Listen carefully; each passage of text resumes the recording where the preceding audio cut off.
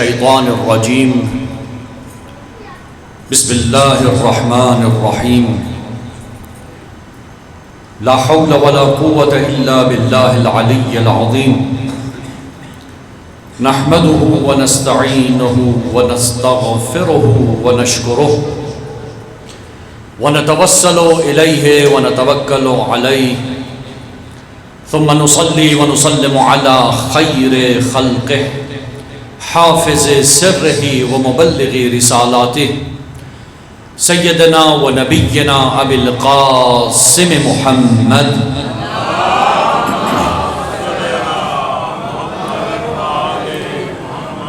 وعلى أهل بيته الطيبين الطاهرين المعصومين المنتجبين المنتخبين سيما بقية الله في الأراضين واللعنة الدائمة على أعدائهم أجمعين من يوم عداوتهم إلى قيام يوم الدين. أما بعد فقد قال الله تبارك وتعالى في كتابه الحكيم وقرآن المجيد وقوله الحق أعوذ بالله من الشيطان الرجيم يا أيها الذين آمنوا اتقوا الله وكونوا مع الصادقين صدق الله العلي العظيم. صلوات بھیجے محمد و آل محمد.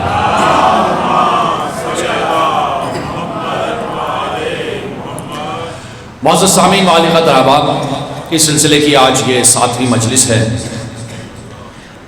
اور شکر ادا کرتے ہیں اللہ سبحانہ و تعالیٰ کا کہ اس نے ہماری سانسوں کو ابھی تک جاری رکھا تاکہ ہم ذکر اہل بیت کر سکیں، ذکر اہل بیت سن سکیں، اور بجائے اس کے کہ ہم بھی لغویات میں اپنے ان سانسوں کو گزارے، ہم اس فرش عزا پر حاضر ہو کے بتاتے ہیں کہ ہم پیرو اہل بیت ہیں. تو یہ مقام شکر ہے، اور اللہ فرماتا ہے قرآن میں لئن شکرتم لازیدنکم، اگر شکر ادا کرو گے تو میں اور تمہیں عطا کروں گا. تو یہ قانون خدا بندی ہے. لئن کفرتم، اگر تم نے کفران نعمت کیا تو پھر تمہارے لیے ایک عذاب ہے. تو یہ شکر کا مقام ہے کہ ہم ذکر اہل بیت اور ان ہستیوں کے ذکر میں اپنا وقت گزار رہے ہیں جن کے ذکر کا حکم خود اللہ سبحانہ و تعالیٰ نے دیا.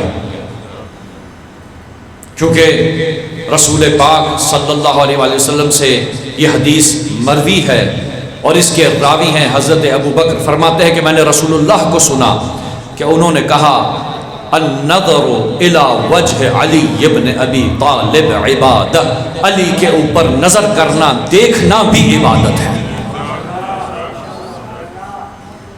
اور ذکر علی عبادہ، علی کا ذکر عبادت ہے. تو اہل بیت کا ذکر، اہل بیت کی طرف نگاہ کرنا، اپنی توجہ ان کی طرف کرنا، یہ سب عبادت ہے. تو یہ شکر کا مقام ہے کہ اللہ سبحانہ و تعالیٰ نے ہمیں یہ توفیق عطا کی ہے. سورہ توبہ کی 119ویں آیت کا بیان ہم یہاں پر وضاحت کے ساتھ آپ کے سامنے پیش کر رہے تھے کہ سورہ توبہ کی 119ویں آیت میں اللہ سبحانہ و تعالیٰ کا ارشاد ہے، بلکہ فرمان ہے، بلکہ امر ہے کہ اے ایمان والو، یا ایھا الذین آمنو، اے ایمان والو، اتقوا اللہ، اللہ کی نافرمانی سے بچو، وکونوا مع الصادقین، اور سچوں کے ساتھ ہو جاؤ.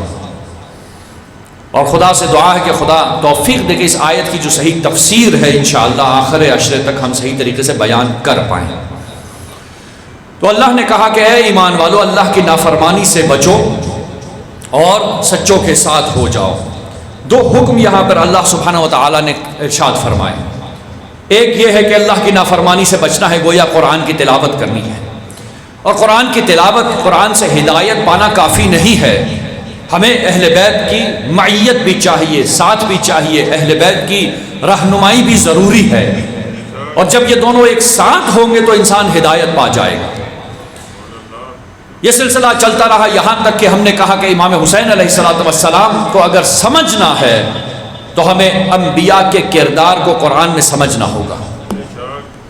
گویا اگر انبیاء کو سمجھا نہ گیا تو حسین ابن علی بھی سمجھ میں نہیں آئیں گے. پھر وہی ہوگا جو تاریخ میں ہوا، جس طرح سے تفسیریں کی گئی امام علیہ السلام کے اس قیام کی. یہ قیام قرآنی قیام ہے، الہی قیام تھا. یہ حرکت، تحرک، نہضت، یہ الہی نہضت تھی.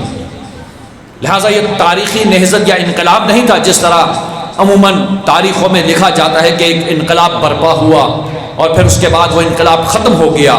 اس کا آج تک زندہ و جاوید رہنا بتاتا ہے کہ یہ الہی انقلاب تھا، یہ کوئی معمولی نہضت نہیں تھی۔ اور ذکر ہم نے کیا حضرت نوح علیہ السلام کا کہ قرآن میں اللہ نے ذکر فرمایا حضرت نوح علیہ السلام کا۔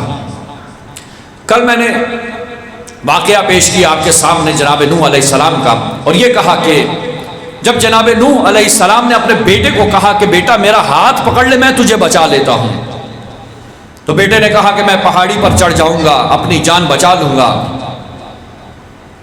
اس کے بعد جناب نوح نے اپنے ہاتھ بلند کیے بارگاہ عزتی میں، کہا بار الہ میری اہل میں سے ہے، اسے بچا لے۔ تو اللہ نے فوراً کہا یہ تیری اہل میں سے نہیں ہے۔ یہ قرآن کی آیات ہے کہ یہ تیری اہل میں سے نہیں ہے، لہٰذا جو تیری اہل میں سے نہیں ہوگا اس کے لیے عذاب ہی ہے۔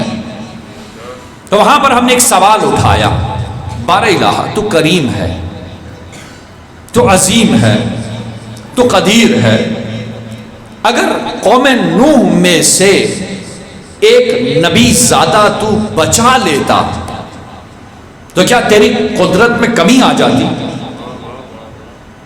بھائی سوال ہے نا، آیت ہے اور سوال ہے۔ کیا اللہ سبحانہ وتعالی اس نبی زادے کے دل میں ایمان کو نہیں ڈال سکتا تھا؟ چلے اگر بے ایمان بھی ہوتا نسبت تو تھی نا نبی کے ساتھ۔ توجہ کا طالب ہوں بھائی، ہمارے ہاں اکثر نسبتیں چل رہی ہوتی ہیں نا، یہ جو ایک سلسلہ چل پڑا ہے نا عالم اسلام میں نسبتوں کا، اللہ کے ہاں نسبتیں نہیں ہوتی۔ خونی نسبت کا ہونا کوئی فضیلت کی بات نہیں ہے۔ تو یہاں پہ ہمارا سوال تھا، بار الہ نبی زیادہ تھا، نبی کا خون تھا اس میں، اس ایک کو بچا لیتا، اور اگر اللہ یہ بچا بھی لیتا تو قوم نے اعتراض بھی نہیں کرنا تھا۔ کیوں؟ اس لیے کہ نبی زیادہ ہے بھائی، اسپیشل آپ کہیں کہ اس کے لیے پروٹوکول ہے اور چیزیں ہیں۔ اب میں اردو کا لفظ ڈھونڈ رہا تھا تو انگریز، بہرحال صلوات پڑھیے محمد و آل محمد پر۔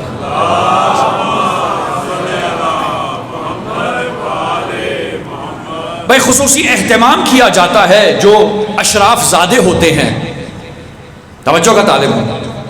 تو بار الہ تو نے نہیں کیا یہ کام، تو اس کے جواب میں ہم نے کہا کہ قرآن کہتا ہے کہ اللہ نے کچھ اصول کے تحت اس دنیا کو خلق کیا۔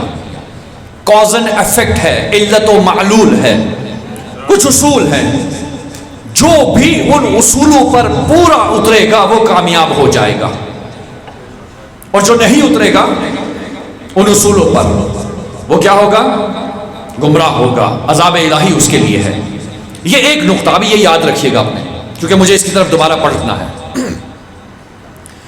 دوسری بات یہ ہے، کیا ہمارا ایمان ہے نا کہ نبی کے پاس علم غیب ہوتا ہے؟ بھائی نبی کے پاس علم غیب ہے۔ سوال، حضرت نوح کے بیٹے کا عقیدہ تو کفار والا تھا، تو نبی کیوں کہہ رہے ہیں میرے بیٹے ہاتھ پکڑا میں تجھے بچا لیتا ہوں؟ یا پھر جناب نوح ہاتھ اٹھا کر دعا کیوں کر رہے ہیں کہ بار الہ میری اہل بیت میں سے ہے، اسے بچا لے؟ بس اب ہو گئے دو سوال۔ چلتے ہیں قرآن کی طرف۔ قرآن میں اللہ سبحانہ وتعالی نے خلقت آدم علیہ السلام کا ذکر کیا۔ یہ وہ واقعات ہیں جو آپ کے ذہنوں میں ہیں، میں اسی لیے ان کا سہارا لے رہا ہوں تاکہ مطلب واضح ہو جائے۔ حضرت آدم علیہ السلام کا جب خلقت کی بات ہوئی تو خلق کرنے کے بعد اللہ سبحانہ وتعالی نے کہا کہ وَنَفَخْتُ فِيهِ مِن رُوحِي، اور میں نے اپنی روح کو اس کے اندر پھونکا، اور وہاں پہ امر کیا فرشتوں کو، جتنے بھی وہاں پر موجود مخلوقات تھی سب کو کہا جب میں آدم علیہ السلام میں روح پھونکوں گا اس جسم میں تم سجدے میں گر جانا۔ چلے ایک اور سوال اٹھاتے ہیں، سجدہ آدم کے پتلے کو ہوا تھا یا روح کے پھونکے جانے پر ہوا تھا؟ سجدہ روح کو ہوا تھا، پتلا تو موجود تھا. اس کا مطلب ایک انسان کی جو روح ہے وہ اصل حقیقت ہے، جو ہمیں انسان کامل کی طرف لے جاتی ہے، جو ہمیں کمال کی طرف لے جاتی ہے. اور میں اکثر اپنے لیکچرز میں یہ کہتا ہوں کہ انسان 2D ہے. آپ کا ذہن ٹویوٹا کی طرف چلا گیا ہوگا، ہمارے زمانے میں بڑا مشہور تھا، لیکن یہاں سے مراد 2 ڈائمنشن ہے. 3D موویز ہے نا، 4D 3D. جوان بیٹھے ان کو بہتر سمجھ میں آئے گا. بچوں کو بھی، جو آج کل کے تو بچے بھی اسکولوں میں جاتے ہیں تو اردو کی بجائے انگریزی بولتے ہیں. تو 3 ڈائمنشنز 2 ڈائمنشن، انسان 2 ڈائمنشنل ہے. ایک اس کا جسم ہے، ایک اس کی روح ہے. تو اللہ سبحانہ و تعالیٰ نے قرآن میں ہے کہ فرمایا کہ جب میں اپنی روح پھونکوں گا تو اس آدم کو تم نے سجدہ کرنا ہے. سب سجدے میں گر گئے سوائے ایک کے، ابلیس کے. قرآن کی آیت ہے، ابا واستکبر وکان من الکافرین. اس نے اباء کیا، اس نے ہٹ درمی کی، اس نے انکار کیا.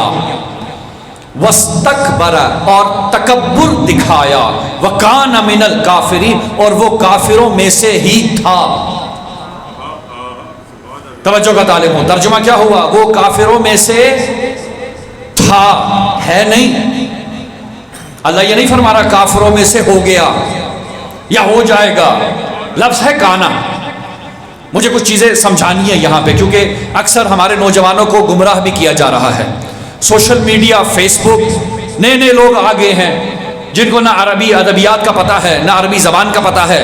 قرآن کے ترجمے پڑھ کے ایک دو لفظوں کے معنی سمجھ کے آ کر قرآن کے اوپر بھی اعتراض کرتے ہیں. بعض کہتے ہیں کہ جی لفظ کانا کا مطلب تھا. توجہ کا طالب ہوں، کانا کا کیا مطلب کیا ہے؟ تھا.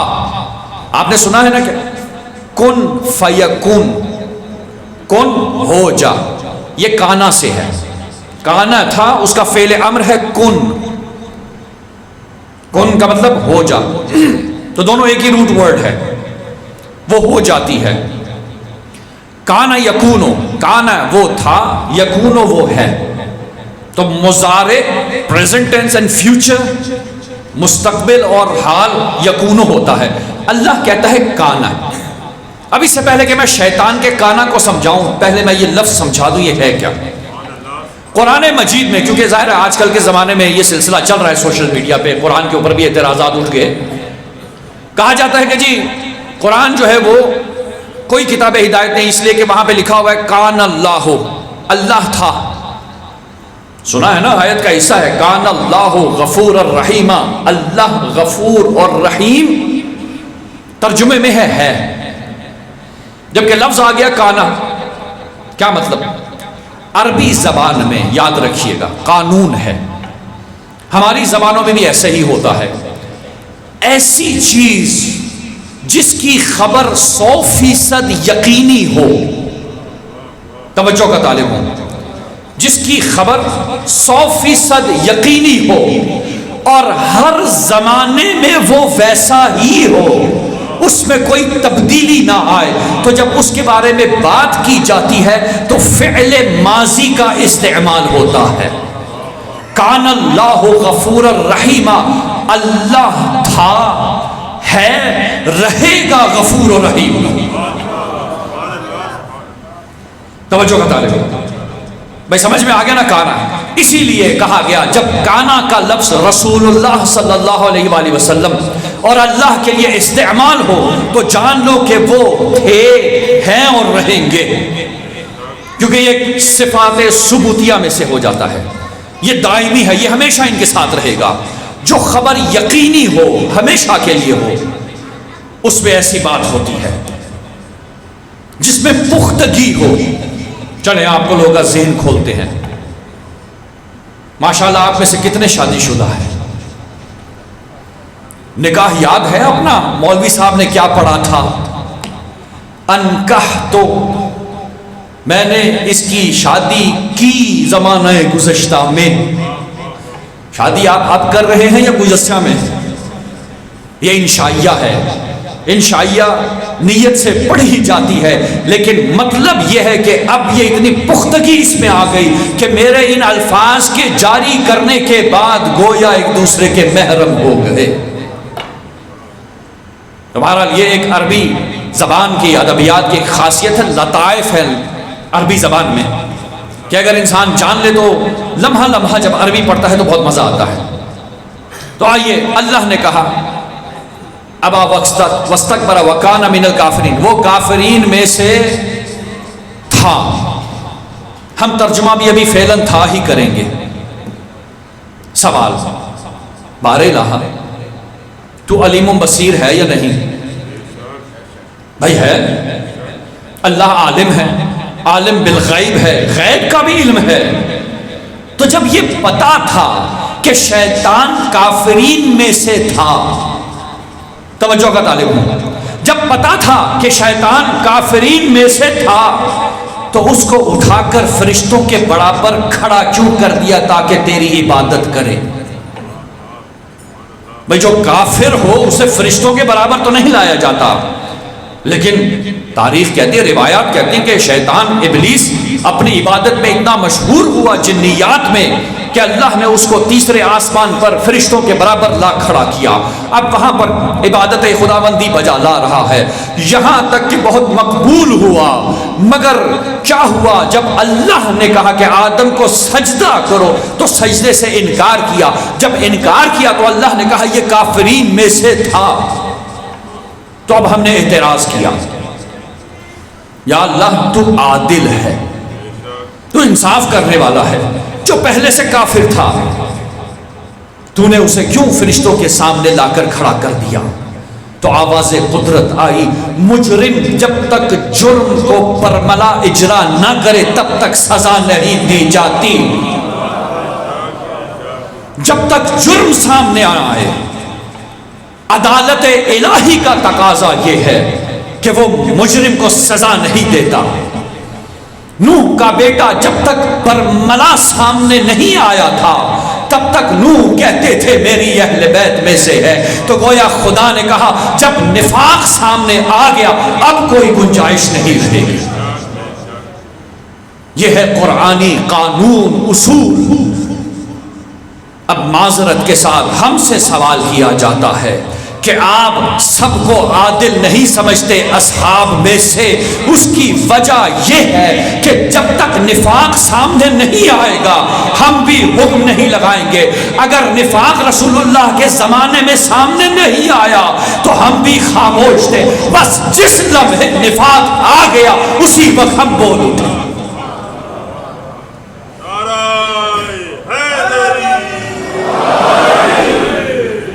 یہ جو بعض لوگ ہیں نا کربلا کے میدان میں کہتے ہیں قاتلین کا پتہ نہیں، یا خاموش ہو جاتے ہیں، یا ایک لفظ بولا جاتا ہے معذرت کے ساتھ ہم پہ کہ مشاجرات صحابہ میں ہم خاموش ہیں۔ مسئلہ یہ نہیں ہے کہ ہم کس کے کردار پہ خاموش ہیں، مسئلہ یہ ہے کہ ہم قرآن کے مطابق زندگی گزار رہے ہیں یا نہیں۔ سوال نہ اہل بیت کا ہے، نہ رسول اللہ کا ہے، نہ صحابہ کا ہے، سوال یہ ہے کہ قرآنی زندگی ہے یا نہیں۔ قرآن میں نبی زیادہ نہیں بچتا، تو اب یہ جو نہیں بتاتے، بیان نہیں کرتے، چھپاتے ہیں، کہتے ہیں پتہ نہیں، لوگوں کو گمراہی میں رکھا ہوا ہے، اس سے کوئی فائدہ نہیں ملنے والا۔ جو ہے وہ بیان کیا جائے۔ کربلا میں اگر یزید نے اپنا لشکر بھیجا تھا تو کہے یزید نے بھیجا تھا، عمر ابن سعد تھا تو کہے عمر ابن سعد تھا، ابن مرجانہ تھا تو کہے ابن مرجانہ تھا، شمر ذل جوشہ تھا تو کہے شمر ذل جوشہ تھا۔ چھپانے کی کیا بات ہے؟ مسئلہ یہ نہیں کہ وہ کس کی اولاد ہے، مسئلہ یہ ہے کہ اب وہ کیا کر رہے ہیں۔ یہ قرآنی اصول ہے، حضرت نوح علیہ السلام دے رہے ہیں، یہ حضرت نوح کا پیغام ہے۔ کہ دیکھو اس واقعے سے یاد رکھ لو، قیامت تک جو بھی آئے گا اگر میرا بیٹا اہل میں سے نہیں ہوگا تو پھر کسی کا بھی بیٹا ہو اگر عقیدے میں اختلاف رکھتا ہے تو وہ اہل میں سے نہیں ہے۔ اور عجب سلسلہ ہے رسول اللہ کا کہ جس کے ساتھ خونی رشتہ نہیں بھی ہے اسے کہتے ہیں منا اہل بیت، تو ہم اہل بیت میں سے ہو گیا۔ بھائی تاریخ میں بہت افراد ہیں، ایک سلمان فارسی آپ نے سن رکھے ہیں کہ حضرت سلمان، اور عجب سلسلہ، ذرا مجھے کھولنے دیجئے، مجھے خوف وقت کا بھی ہے اور مضمون کا بھی ہے لیکن کھولنا ہوگا باہر مسئلے کو۔ حضرت سلمان فارسی، سوال کیا عرب زبان تھے؟ نہیں، اجمی تھے، فارس زبان تھے۔ کیا بچپنے سے مسلمان تھے؟ نہیں، بعد میں مسلمان ہوئے، مگر ایسا مسلمان ہوا سلمان کہ رسول اللہ کو کہنا پڑ گیا سلمانو منا اہل بیت، سلمان ہم اہل بیت میں سے ہیں۔ کمال یہ نہیں ہے کہ ہم کہیں ہم شیعہ علی ہے، کمال یہ ہے کہ وہ کہے یہ ہمارا شیعہ ہے، اس مرتبے پہ پہنچنا ہے۔ کمال یہ نہیں کہ رسول اللہ کو ہم کہیں ہم محب رسول ہیں، کمال یہ ہے کہ وہ کہیں کہ یہ ہم میں سے ہے۔ اور یہ معیار کہاں سے آتا ہے؟ مجھے اس کو کھولنا ہے۔ آپ نے تاریخ میں شاید ایک ہی واقعہ سنا ہو، آئیے دو اور شخصیات میں آپ کے سامنے بیان کرتا ہوں، سلسلہ بیان کروں گا۔ جنگ صفین، مولا علی علیہ السلام اور معاویہ کے درمیان جنگ ہوئی، امیر شام کے درمیان۔ مسئلہ یہ ہے کہ مسلمانوں نے خلافت پر حضرت علی کو انتخاب کیا اور وہاں سے امیر شام نے اپنی خلافت کا اعلان کیا۔ جنگ صفین پہ اب مولا علی اپنا لشکر لے کے جا رہے ہیں۔ یہ فوج جب فرات کے کرانے پہنچتی ہے تو وہاں پر ایک مسیحی راہب ملتا ہے، ایک مسیحی راہب ملتا ہے اور وہ پوچھتا ہے مولا علی کی فوج سے کہ آپ لوگ کون ہو اور کہاں سے آئے اور کہاں جا رہے ہو؟ تو انہوں نے کہا کہ ہم مسلمان ہیں، کوفہ کے رہنے والے ہیں، اور ہمارے جو مولا ہے، امام ہے، خلیفۃ الرسول ہیں، وہ علی ابن ابی طالب ہیں، اور ایک اور شخص ہے جس نے دعوی خلافت کیا ہے، اس کے خلاف جنگ کرنے جا رہے ہیں۔ تو جیسے ہی اس نے رسول اللہ کا نام سنا، کہا کہ تمہارا عقیدہ ان کے بارے میں کیا ہے؟ تو مسلمانوں نے کہا کہ ہمارا عقیدہ یہ ہے کہ اللہ کے بھیجے ہوئے آخری رسول ہیں۔ یہ سننا تھا کہ اس نے کہا مجھے اپنے امیر کے پاس لے جاؤ۔ اب اس راہب کو لایا جاتا ہے، اس پادری کو، راہب کو لایا جاتا ہے مولا امیر المؤمنین علی ابن ابی طالب علیہ السلام کے سامنے۔ وہ جب آتا ہے تو کچھ خطی نسخے لکھے ہوئے ہوتے ہیں اس کے پاس، وہ لا کر امام کو پکڑا دیتا ہے، کہتا ہے میں نے سنا ہے کہ آپ آخری رسول کے نمائندے ہیں، ذرا یہ پڑھیے اور پڑھ کے بتائیے کہ کیا لکھا ہے۔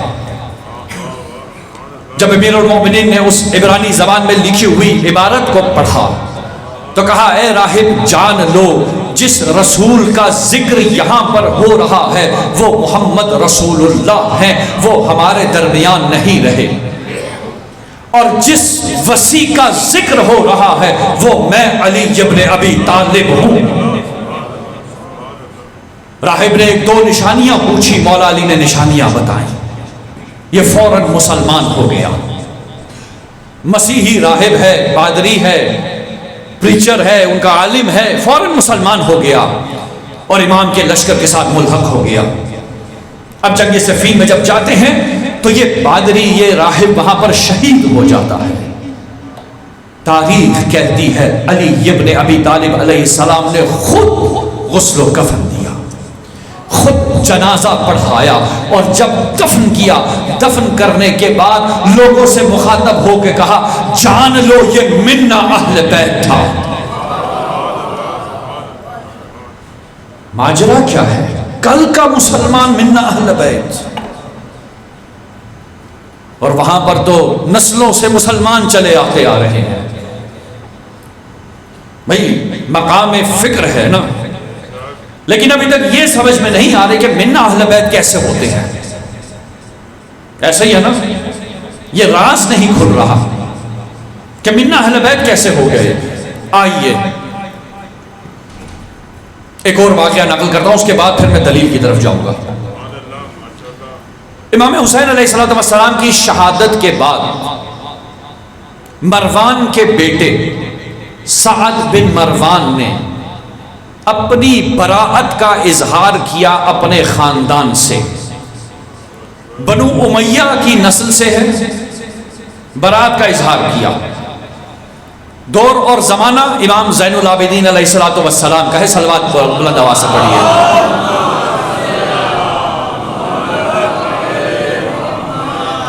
زمانہ ہے امام زین العابدین علیہ السلام کا. سعد آتا ہے امام کی بارگاہ میں. آپ اس کو گوگل پہ بھی سرچ کر سکتے ہیں، سعد الخیر کے نام سے. واقعہ آپ کو مل جائے گا. عربی میں واقعات ہیں، فارسی میں نہ جانے اردو اور انگلش میں ہو یا نہ ہو.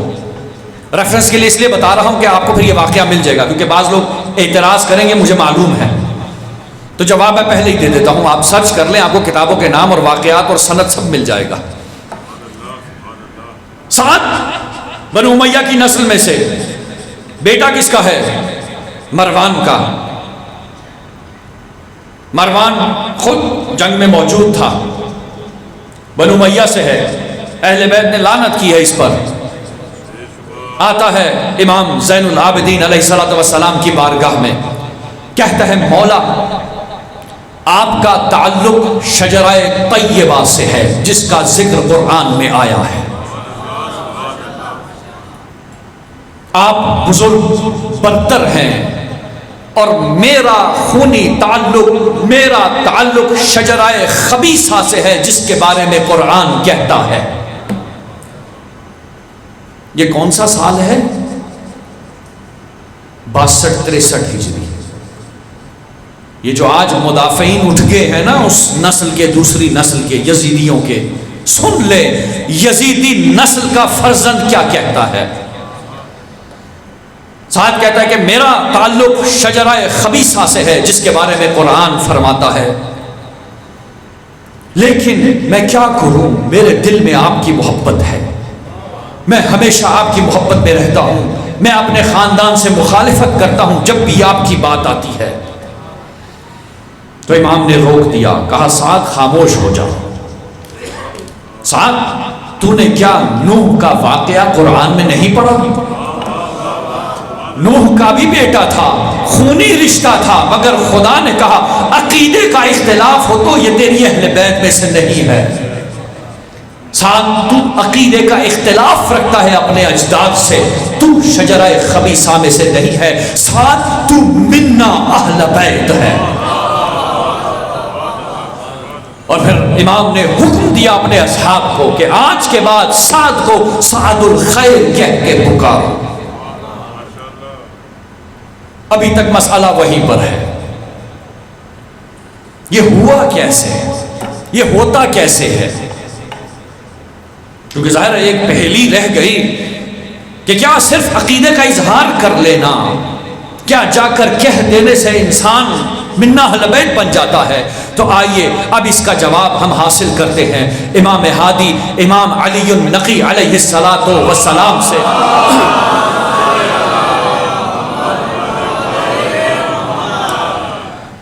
زیارت نامہ زیارت جامعہ کبیرہ ہے جو کہ امام نقی علیہ السلام سے مروی ہے. وہ تمام زائرین جو زیارات پر جاتے ہیں، حج پر جاتے ہیں، جب بھی کسی بھی ذریح کی زیارت کریں، کسی بھی امام کی زیارت کریں تو کہا گیا کہ زیارت جامعہ کبیرہ پڑھو. یہ تقریباً دعائے کمیل کی طرح لمبی زیارت ہے، آدھا گھنٹہ لگ جاتا ہے اس کو پڑھتے ہوئے. لیکن اس زیارت کی خاصیت یہ ہے کہ اس کو امام نقی علیہ السلام 10ویں امام نے خود تعلیم فرمائی ہے، اور یہ ڈائریکٹ سندوں سے ہم تک پہنچی ہے. اس میں واسطے اس طرح سے نہیں پڑے، اور سب سے معتبر ترین زیارت ہے زیارات میں سے. زیارت جامع کبیرہ کے ابتدا میں عقیدہ بیان کیا جاتا ہے، کہ ہمیں اہل بیت پر، آل رسول اور رسول پر کیسا عقیدہ ہمارا ہونا چاہیے۔ اس کے بعد پھر اس کے اندر کچھ جملے اقرار کے ہیں کہ ہم جس طرح کے گناہگار ہیں، جس طرح کے ضعیف ہیں، ہم اقرار کرتے ہیں۔ اور آخر میں دعا ہے اللہ سبحانہ و تعالیٰ کی بارگاہ میں کہ ہمیں اہل بیت کے صحیح پیروکاروں میں سے بنا دے۔ اس زیارت نامے میں ایک جملہ ہے اہل بیت کی معرفت کا۔ ویسے تو زیارت نامہ پوری معرفت اہل بیت ہے، بہت سے علماء نے اس کی تفسیر بھی لکھی ہے، شرح لکھی ہے۔ زیارت نامے میں ایک جملہ ہے، آپ سب کی توجہ کا طالب ہوں۔ وما خصنا به من ولایتکم، اور آپ کی ولایت کے پرچم تلے آنے میں ایک خاص چیز ہمارے لیے اللہ سبحانہ و تعالی نے رکھ دی۔ یعنی جب بھی کوئی ولایت کا اقرار کرتا ہے، ولایت کے پرچم تلے آ جاتا ہے، امام معصوم کے قول کے مطابق زندگی بسر کرنا شروع کر دیتا ہے، تو ایک خاص چیز اللہ نے رکھ دی اس بندے کے لیے۔ وما خصنا به من ولایتکم طیبا لخلقنا وطہارتا لانفسنا وتزکیتا لنا وکفارتا لذنوبنا۔ کون کون سی چیزیں ہیں؟ طیبا لخلقنا، ہماری خلقت تک کی ساری چیز پاک و پاکیزہ ہو جاتی ہے، جو خون کا اثر آیا ہوتا ہے وہ ختم ہو جاتا ہے، خلقت پاکیزہ ہو جاتی ہے۔ طیبا لخلقنا وطہارتا لانفسنا، ہمارے نفوس اور روح پاک و پاکیزہ ہو جاتے ہیں۔ وَتَزْكِيَةً لَنَا، آپ کی ولایت ہمارے لیے تزکیہ نفس بن جاتی ہے۔ وَكَفَّارَةً لِذُنُوبِنَا، اور گزشتہ میں جتنی بھی غلطیاں کر لی ان سب کا کفارہ بن جاتا ہے۔ گویا اگر کوئی اہل بیت کے در پر آ جائے، ولایت اہل بیت کا اقرار کر لے، تو اہل بیت اس کی خلقت کو پاکیزہ کر دیتی ہے، اس کی خلقت پاکیزہ ہو جاتی ہے، اس کے پچھلے پشتوں کا اثر اس پر نہیں آتا، اور یہ منا اہل بیت بن جاتا ہے۔ مثال دیتا ہوں بات اور واضح ہو جائے۔ اب نہ جانے میں نے یہاں مثال وہ دی یا گزشتہ جہاں پہ مجلس پڑھا وہاں مثال دی، بہرحال دوبارہ میں مثال دے دیتا ہوں، مثال دوں گا بات سمجھ میں آ جائے۔ یہاں پہ علماء موجود ہیں۔ پانی جب قلیل ہو، میرے ہاتھ میں قلیل پانی ہے، کم پانی، 360 یا 370 لیٹر سے کم جو پانی ہوتا ہے اسے قلیل کہا جاتا ہے، فقہی اصطلاح میں، شرعی اصطلاح میں۔ قلیل کا مطلب کم مقدار کا پانی۔ اب جو صحراؤں میں رہتے ہیں ان کے لیے یہ مسئلے زیادہ آتے ہیں، ہمارے ہاں تو پانی بہت زیادہ ہے۔ مسئلہ یہ ہے کہ قلیل پانی نجس ہو جائے، اس میں ایک قطرہ خون کا گر جائے یا کوئی مردار اس میں گر جائے تو یہ پانی نجس ہو جائے گا پورے کا پورا۔ توجہ کا طالب، یہ ظرف کیا ہو گیا؟ نجس ہو گیا، ناپاک ہو گیا، اب یہ استعمال نہیں ہو سکتا۔ یہ نہ نہانے کے کام آئے گا، نہ کپڑے دھونے کے، نہ برتن دھونے، کسی بھی کام نہیں آئے گا، کیونکہ جہاں پہ بھی آپ اس کو پھینکیں گے وہ جگہ بھی نجس ہو جائے گی۔ یہ نجاست کا خاصہ ہے۔ سوال یہ ہے کہ اس کو پاک کیسے کیا جائے؟ حکم یہ ہے کہ آب کور، یہ بھی ایک اصطلاح ہے، کور کا مطلب ہے 370 سے اوپر لیٹر پانی جو ہوتا ہے۔ اگر کسی مخزن میں زیادہ پانی ہو، نہر کا پانی ہو، دریا کا پانی ہو، یا آب کور ہو، بڑا منبع ہو، مخزن ہو، اس کے اور اس کے درمیان ایک پائپ بنا لیجئے۔ اگر دریا ہے تو آپ زمین کھود کر پانی دونوں کا آپس میں مل جائے۔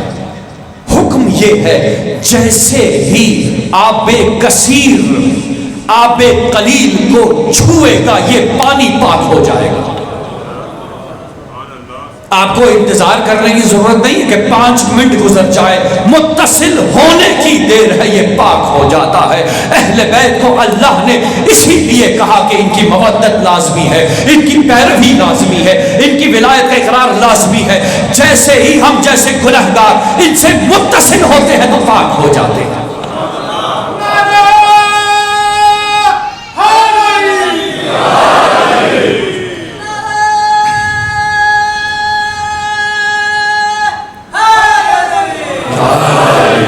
اب سمجھ میں آیا کہ راہب کیسے من اہل بیت ہو گیا.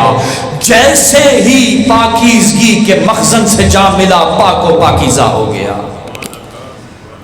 سعد بن مروان جیسے ہی پاکیزگی کے منبع کو جا ملا پاک و پاکیزہ ہو گیا. اور یہ راستہ قیامت تک کھلا ہے کہ آؤ ولایت کا اقرار کرو. اور ولایت کے پرچم کی خاصیت یہ ہے کہ انسان ذلیل نہیں ہوتا, رسوا نہیں ہوتا, بلکہ عزت میں اور اضافہ ہو جاتا ہے. اگر سمجھ میں نہیں آتا تو میں مثال دیتا ہوں. شام ایک سنی ملک ہے, حماس ایک سنی جماعت ہے, مگر جیسے ہی ولایت کے پرچم تلے آ گیا اللہ نے اتنی عزت بڑھا دی کہ سپر پاور بھی کہتا ہے کہ ہم ان کا کچھ نہیں بگاڑ سکتے. یمن کیا کوئی شیعہ ملک ہے؟ نہیں, مگر ولایت کے پرچم تلے آ گیا تو اب عزت افزائی ہو رہی ہے. یہ خاصہ ہے ولایت کے نظام کا. یہ نظام ولایت کی طاقت ہے. یہ جن کو سمجھ میں نہیں آتا نا کہ کیوں ایک ملک تمام مظلومین کی مدد کر رہا ہے, اس کی وجہ یہ ہے کہ ہمارے امیر المؤمنین علی ابن ابی طالب علیہ السلام نے فرمایا تھا کونوا للظالم خصما وللمظلوم عونا. ظالم کے لیے مصیبت بن جاؤ مگر مظلوم کے لیے مددگار بن جاؤ. یہ درس کربلا دیتی ہے ہمیں کہ مظلوم کا ساتھ دینا ہے. یہ درس کربلا دیتی ہے کہ حق کے لیے آواز کو بلند کرنا ہے. یہ کربلا کا راستہ ہے. اور اگر آج بھی کسی کو کربلا کا راستہ سمجھ میں نہیں آ رہا تو وہ جان لے کچھ نہ کچھ مسئلہ ضرور ہے. اب یا تو مسئلہ تربیت پہ ہے یا لقمے کا اثر ہے. بھائی اس سے زیادہ واضح میں بات نہیں کر سکتا تھا. لقمے کا اثر جانتے ہیں کیا ہوتا ہے؟ ویسے تو انشاءاللہ شاید خدا موقع دے, قسمت کرے کہ میں آپ تک امام حسین علیہ السلام کے وہ خطبے پڑھوں جو عاشور کے دن امام نے دیے تھے. عاشورہ کے دن امام حسین علیہ السلام کھڑے ہیں, فوج اشقیہ سامنے ہے. امام کہتے ہیں کہ میں تمہیں ہدایت کی طرف بلا رہا ہوں مگر جانتا ہوں تمہارے اوپر میری باتوں کا اثر نہیں. کیوں؟ اس لیے کہ تمہارے شکم لقمہ حرام سے پر ہے. جس کے شکم میں لقمہ حرام ہو, حسین جیسی شخصیت بھی آ جائے تو یہ ہدایت نہیں پاتا. یہ کوئی معمولی چیز نہیں ہے. احتیاط کرے اپنے معاملات میں, ناپ تول میں. جو رزق لے کے جاتے ہیں نا گھر, دیکھ کر لے جایا کرے. یہ نسلوں کو تباہ کر دیتی ہے. یہ لقمے کا اثر ہوتا ہے. ایک لقمہ. اور دوسری چیز تربیت. قیامت کے دن اللہ نے ہر ایک سے جو اس کے ذمہ داری لگائی ہے اس کے متعلق سوال پوچھنا ہے. توجہ کا طالب ہوں, مثال دینے لگا ہوں تربیت کی. ماؤں کا کردار تربیت میں اولین ترجیح پر ہے. جو ہماری مائیں بہنیں ہیں سب سے پہلا کام ان کا ہے تربیت دینا, اور پھر دوسرے نمبر پہ والدین اور والد یا باقی چیزیں آتی ہیں. میں ماں کے کردار کی اہمیت کو بیان کرنے لگا ہوں تربیت کے اندر, کیونکہ ظاہر ہے آج کل معاشرے میں اکثر ہمیں کہا جاتا ہے کہ بچے نافرمان ہو گئے, بڑوں کے سامنے بولتے ہیں, باہر جھوٹ بولتے ہیں, دغا کرتے ہیں, بے بزرگوں کی عزت نہیں کرتے. یہ سب چیزیں ہیں. یہ ہو کیا رہا ہے اور کہاں سے آ رہا ہے, مثال دے کے سمجھاؤں گا. اب مجھے معلوم نہیں کہ آپ کے ہاں یہاں پر ظاہراً کوئی اس طرح سے وہ نہیں ہے جس طرح بڑے شہروں میں میٹرو نام کی ایک بڑی سی شاپ ہوتی ہے یا فیکٹریاں ہوتی ہیں. آپ کے ہاں فیکٹریاں ضرور ہوں گی. تصور کیجئے مثال دینے کا ہوں شاپ کی، ریٹیل کی، کوشش کروں گا کہ یہ مثال میں آپ تک پہنچا دوں۔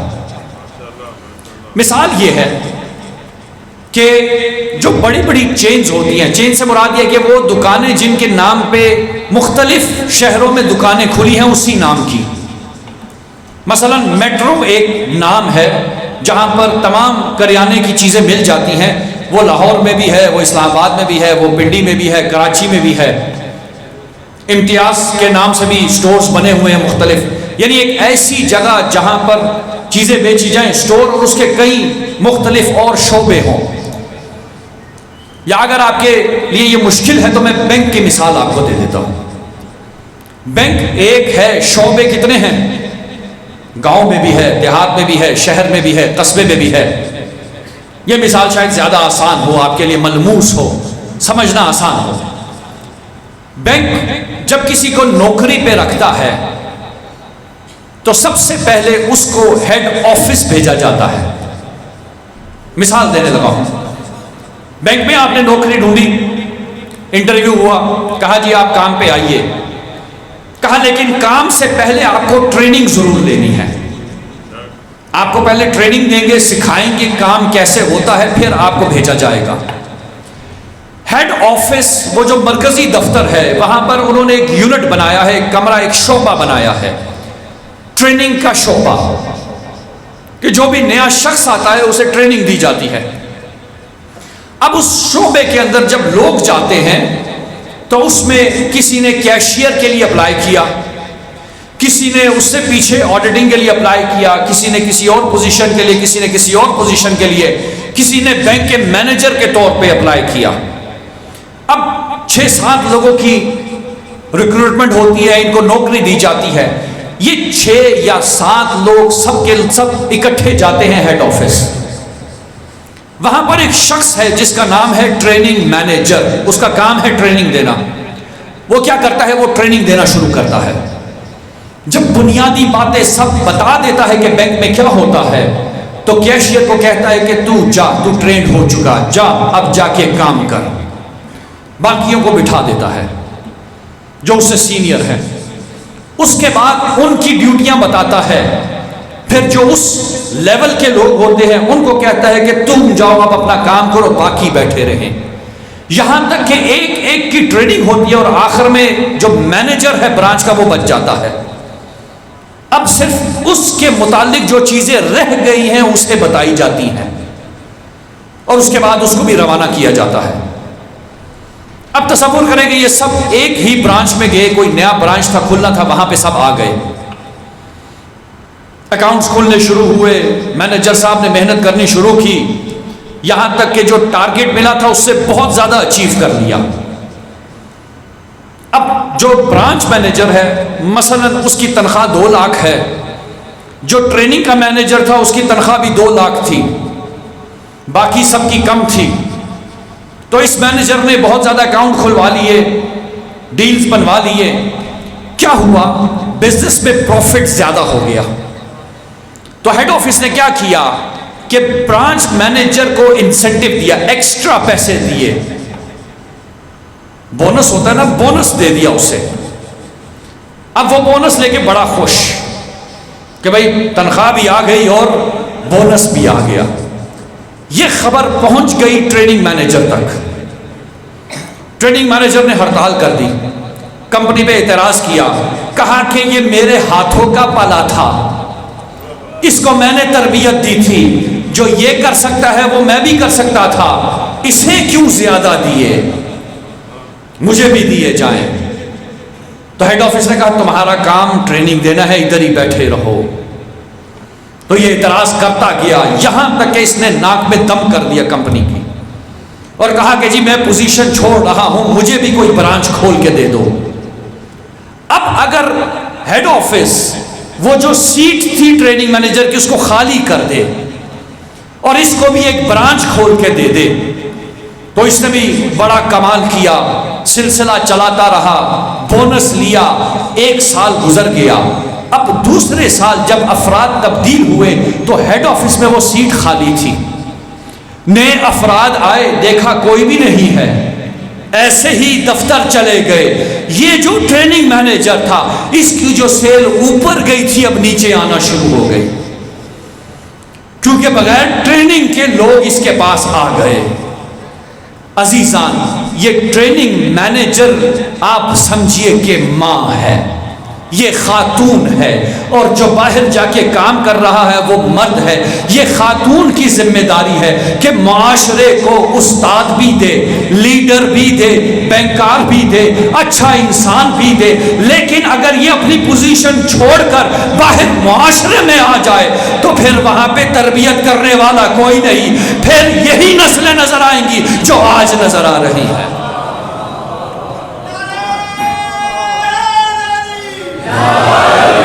ہمیں خاتون کی صلاحیتوں پر شک نہیں ہے, کیونکہ جو خاتون یہ بچہ پال رہی ہے وہ باہر بھی کام ٹھیک کر سکتی ہے.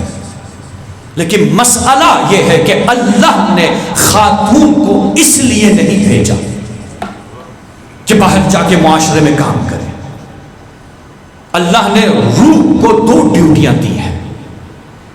بھئی یہ بھی میں واضح کر دوں, روح ہے, روح نہ مؤنث ہوتی ہے نہ مذکر.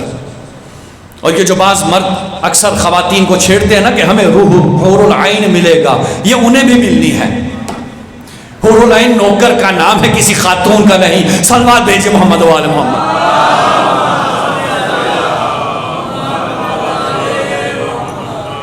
یہ جو ہمارے ہاں ایک جسمانی سوچ کے ساتھ ہم چلتے ہیں نا, یہ خواتین کو تنگ کرتے ہیں. بھئی روح ہے.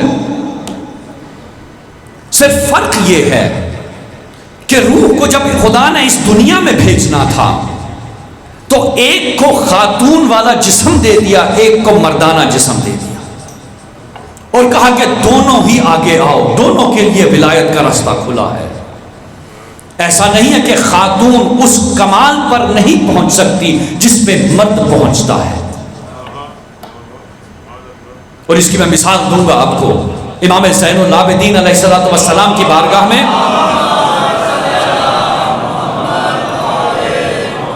ایک خاتون آتی ہے اور اپنے قصیدے پڑھنا شروع کرتی ہے. کہتی ہے کہ مولا خداوند متعال نے مجھے یہ کمالات دیے. ہوتا ہے نا بعض لوگ چلے کاٹتے ہیں اور کچھ نہ کچھ ہاتھ میں آ جاتا ہے, دنیا سے کٹ جاتے ہیں. یہ دنیا سے کٹ جانا جسے ہم مونک کہتے ہیں, یہ اسلامی نظریہ نہیں ہے. اگر ایسا ہوتا تو تمام انبیاء ساری عمر غاروں میں رہتے, لوگوں میں نہ آتے. تو اس نے کہا کہ خدا نے مجھے یہ کرامت دی, یہ کرامت دی, میں یہ کر لیتی ہوں, وہ کر لیتی ہوں. امام نے کہا یہ سب کیسے پایا؟ کہتی ہے کہ سارا دن ساری رات عبادت میں رہتی تھی. میں نے نہ شادی کی, نہ میاں کی جھنجھٹ, نہ اولاد کی جھنجھٹ, نہ کسی کی خدمت, صرف اللہ کی عبادت میں سارا وقت گزارا. تو امام نے اس خاتون کو روک دیا, کہا ٹھہرو, اگر اللہ کے ہاں یہی معیار ہوتا کمال تک پہنچنے کا تو اللہ ہماری جدہ فاطمہ کو سیدۃ النساء العالمین نہ بناتا. وہ ذات تھی جس نے گھر میں جھاڑو بھی دیے, چکیاں بھی پیسی, بچوں کو بھی پالا, شوہر کی بھی خدمت کی. معیار دیکھنا ہوگا کہ اللہ کون سا معیار بتاتا ہے انسان کے کمال تک پہنچنے کا. اور ہماری اگر ماؤں بہنوں کو باہر جانا بھی ہے, کام کرنا بھی ہے, تو صرف ان شعبوں میں جائیں جن میں ان کی ضرورت ہے.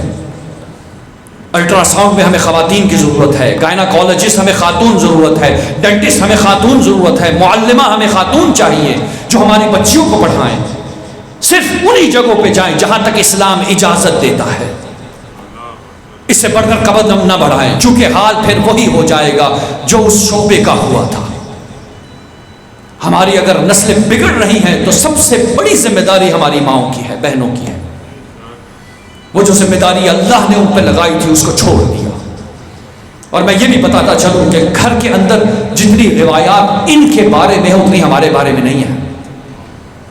روایت کے الفاظ ہے کہ جب کوئی خاتون اپنے گھر پہ جھاڑو مارتی ہے ان تنکوں سے وہ جو چھوٹے چھوٹے غبار اڑتے ہیں، اللہ ان سب غباروں کے برابر اس خاتون کے گناہ معاف کر دیتا ہے۔ گویا کمال کا راستہ اسی میں خدا نے رکھا ہے۔ مسئلہ یہ کہ ہم پڑھتے نہیں ہیں، ہمیں تو بس چادر رسول کی تعریف کرنی ہے، نعلن رسول کی تعریف کرنی ہے، علم کی بات تو کرنی ہی نہیں۔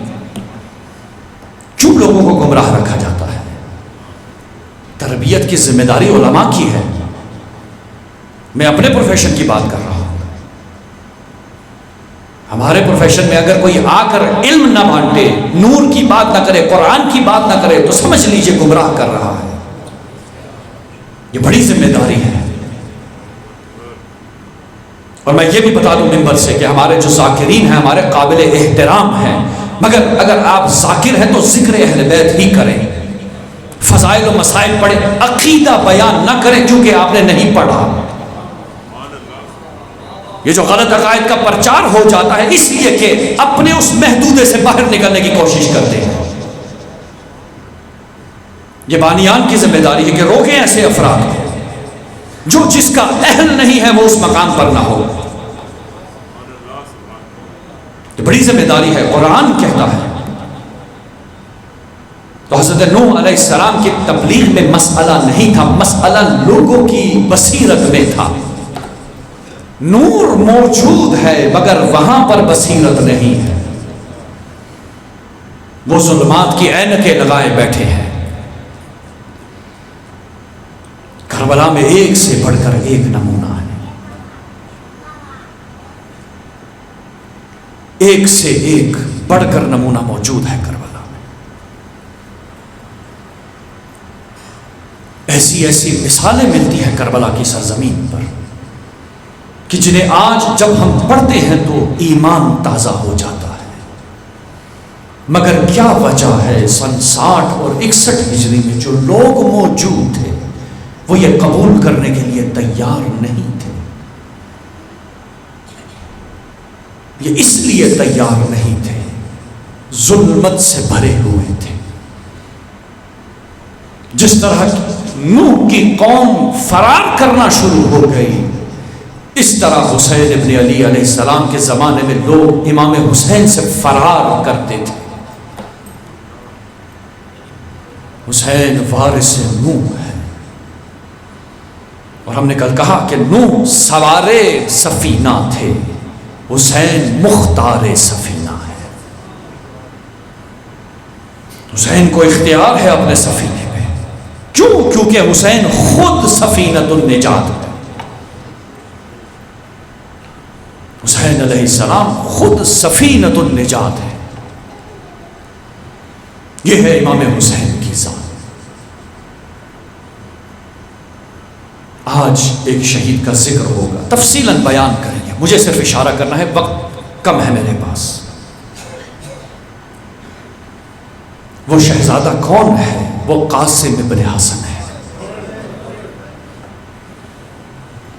امام حسن علیہ السلام کا بیٹا۔ تاریخ کہتی ہے کہ جب امام حسن علیہ السلام کو زہر دیا گیا نا، تو اب امام زخموں کی تاب نہیں لا رہے، اسی عالم میں کہا میرے بیٹے قاسم کو میرے پاس بلایا جائے۔ تاریخ کے الفاظ ہے جب قاسم آیا نا تو 3 سال کا تھا۔ گویا جب شہادت امام حسن پہ 3 سال کا ہو بچہ تو کربلا کے میدان میں 13 سال کا جوان تھا۔ اس 3 سالہ بیٹے کو امام نے گلے سے لگایا، روتے رہے اور کچھ دیر اپنے آپ کو سنبھالا اور بیٹے کے بازو پہ ایک دست بند باندھ دیا۔ کہا بیٹا یہ تعویذ میں تمہارے بازو پہ باندھ رہا ہوں، دیکھو اس کا خیال رکھنا، جب زندگی میں سب سے زیادہ مشکل وقت آن پڑے تو اس تعویذ کو کھول لینا۔ اور بچے کی ماں سے کہا کہ دیکھو یاد رکھنا یہ تعویذ گمنے نہ پائے۔ تاریخ کہتی ہے یہ بچہ جوان ہوتا رہا مگر تعویذ کو سینے سے لگا کے رکھا ہوا ہے۔ یہاں تک کہ کربلا کا میدان آ گیا۔ کربلا کے میدان میں جب یہ پہنچ گئے نا تو اب سلسلہ چلتا رہا۔ آج 7 محرم گزر گئی، آج خیموں پہ پانی کو بند کر دیا گیا۔ آج وہ وقت تھا صبح کا جب خیمے اٹھائے گئے اور پانی بند کر دیا۔ ہم گرمی میں بیٹھے ہیں نا، اس حبس میں، اس گرمی میں، جبکہ یہاں پنکھے بھی ہیں، اے سی بھی ہے، پھر بھی گرمی لگ رہی ہے، پھر بھی پیاس کی شدت ہے۔ سوچئے جو کربلا کے میدان میں ہوں گے ان کو کیسی پیاس لگ رہی ہوگی۔ 7 محرم گزری، شب عاشور آ گئی۔ شب عاشور جب آئی نا تو اب امام حسین خیموں میں گھوم رہے ہیں، چکر لگا رہے ایک خیمے سے دوسرے خیمے کا، یہاں تک کہ ماؤں کی آوازیں آ رہی ہیں۔ ایک خیمے کے باہر آتے ہیں، کیا دیکھتے ہیں؟ قاسم کی ماں سمجھا رہی ہے، بیٹا قاسم اپنے چچا کو مت جانے دینا، تمہارے اندر حسن کا خون ہے، ایسا نہ ہو تمہارے ہوتے ہوئے چچا شہید ہو جائے۔ اور قاسم کس دلیرانہ انداز سے ماں کو سمجھاتا ہے، اماں فکر نہ کیجئے گا۔ مگر عزیزان، تاریخ نے یہ بھی لکھا کہ ایک وقت آیا کہ جب امام نے تمام اصحاب کو اپنے خیمے میں جمع کر لیا۔ جب خیمے میں جمع کر لیا نا تو اب ایک ایک صحابی کو اس کا مقام بتانے لگ گئے کہ دیکھو کل تم اس طرح سے شہید ہوگے، یہ تمہارا مقام ہے جنت میں۔ جب سب اصحاب کو بتا دیا، کچھ بنو ہاشم کے بزرگوں کو بتا دیا اور امام خاموش ہو گئے تو راوی کہتا ہے کہ محفل میں سناٹا چھا گیا کہ اتنے میں ایک کونے سے ایک ننھا سا بچہ اٹھتا ہے، کہتا ہے چچا جان آپ نے سب کو بتا دیا کہ کیسے شہید ہوں گے، کہاں مقام ہے، مجھے بتائیے کہ کیا کل میں بھی شہید ہوں گا؟ حسین ابن علی سے بچے کے منہ کو دیکھ کچھ دیر رکے اور کہا بیٹا میرا ایک سوال ہے، مجھے یہ بتاؤ تمہیں موت کیسے لگتی ہے؟ قاسم نے مسکرا کر کہا چچا جان موت تو شہد سے بھی زیادہ میٹھی ہوتی ہے۔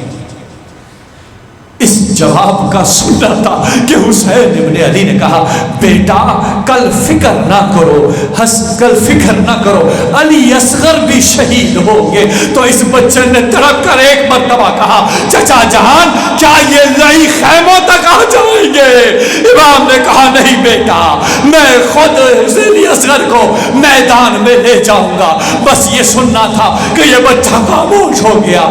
اب روز عاشور آئی، عزیزان مجھے بس آخری روایت پڑھنی ہے، ایک جملہ مصائب کا پڑھنا ہے قاسم کا کہ عجب مصائب لکھے ہیں تاریخ میں، معتبر تاریخ بیان کر رہا ہوں، ہمارے ذاکر اپنے انداز سے پڑھیں گے، مگر مجھے اپنے علماء کی روایت بتانی ہے۔ جگر کو توڑنے والا، جگر کو جلا دینے والا جملہ ہے۔ جملہ یہ ہے کہ جب قاسم میدان کربلا میں گئے تو اتنے چھوٹے تھے کہ عباس نے پکڑ کر گھوڑے پر سوار کیا، مگر جب قاسم شہید ہو گئے حسین نے جب ہاتھوں میں اٹھایا پسلیاں اتنی پس چکی تھی کہ اب پیر لکیر کھینچتے ہوئے چلے جائے۔